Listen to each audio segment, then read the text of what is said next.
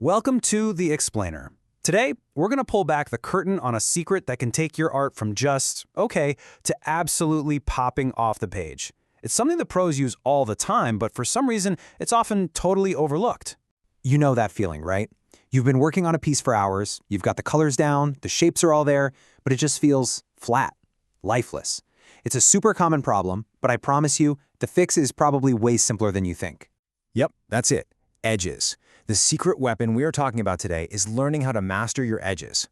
This is a total game changer, and it's what gives your work real form, depth, and a clear focus. And the cool part?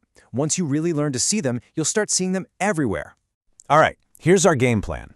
First, we'll cover what edges even are, the unsung heroes of art. Then we'll get into a little bit of the science of how our eyes actually see them. After that, we're putting a spotlight on hard edges, showing you how they create depth, and, this is a big one, we'll tackle the #1 beginner mistake so you can steer clear of it. Okay, first up, art's unsung hero. Let's talk about edges. Think of them as the absolute foundation, the bedrock that your entire piece is built on. So what even is an edge? Well, in the simplest terms, it's just the boundary line where one thing stops and another thing starts. You know, where your mug meets the table or where your finger ends and the air begins. That boundary? That's the edge. It's not just a line, it's a relationship between two different things. And man, edges do a ton of heavy lifting in your art. They don't just separate objects, they create that illusion of depth. They literally guide your viewer's eye where you want it to go, and they're crucial for setting up a focal point. When you control your edges, you control what the viewer sees and feels. It's that powerful. Okay, so how does this actually work in the real world? To draw edges effectively, you first have to get a handle on how we see them in the first place. And this isn't just some abstract art theory. We're tapping into the actual science of how our eyes and brains work together. So our brains are basically hardwired to find edges, and it really comes down to three main things.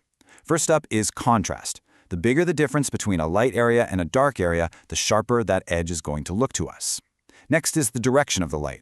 A really strong, direct light source creates those super clear, crisp edges. And finally, distance. Things that are closer to you have harder, sharper edges than things way off in the distance. And that brings us perfectly to the star of today's show, the hard edge. This is your #1 tool for creating focus, clarity, and a solid structure in your artwork. A hard edge is, well, exactly what it sounds like. It's a really crisp, clean, sharp boundary. There's no gentle blending, no fuzziness, it's an abrupt transition. Think of a dark silhouette against a bright sunset or the sharp shadow your desk lamp casts on the wall. Bam, that's a hard edge. And the power they have is just huge. Hard edges are like magnets for our eyes. We can't help but look at them. You can use them to really carve out the form of an object, add some serious drama and contrast, and most importantly, they're like a giant flashing arrow telling the viewer, hey, look over here. So, where can you spot these in real life? Well, start looking at man-made stuff around you. Your phone, a book, a picture frame, they're all over the place. You'll also see them in crisp cast shadows, and they're super obvious where one object is sitting in front of another. I'm telling you, once you start looking for them, you can't unsee them. Okay, now this is where things get really cool. Let's talk about how to use all this knowledge to create the illusion of depth to build a believable 3D world on a totally flat surface. The formula for creating depth is actually pretty simple. For anything you want to feel close, in the foreground, you use your sharpest, hardest edges. For stuff in the middle, you use a mix of hard and softer edges. And for anything way in the back, you use your softest, fuzziest, most lost and found edges. This mimics how our eyes see the world, and it instantly pushes that background way back.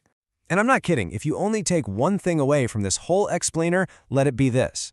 Just by controlling the hardness of your edges from the front of your scene to the back, you can create an incredibly powerful and convincing sense of deep space.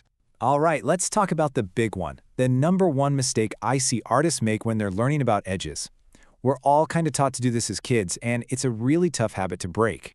I call it the outline trap. The outline trap is this idea that every single object needs a nice, clean, hard outline drawn all the way around it. But that just makes everything look like a flat sticker. The pro move is to use edges strategically. You only put a hard edge where you actually see one, where the light and the contrast create it. Think about a simple round egg. Where would the hard edges be? Is it just one hard line all the way around the outside? Nope, not at all. The only place you'll see a truly hard edge is where there's really strong contrast. maybe where the light hits it just right against a dark background. The rest of the egg's surface curves away from the light, and its edge actually gets softer, blending more gently into its surroundings. Here's the truth. Nothing in the real world actually has an outline. So let's just quickly recap. Remember, edges are the boundaries that define everything you draw. Hard edges are your go-to for creating focus, structure, and drama. You want to use your sharpest edges up front in the foreground to create that feeling of depth. And please, please avoid the outline trap. Use your edges strategically, based on what you actually see, not what you think should be there. I want to leave you with this final thought. Learning to really see and control your edges is kind of like learning a new language for your eyes.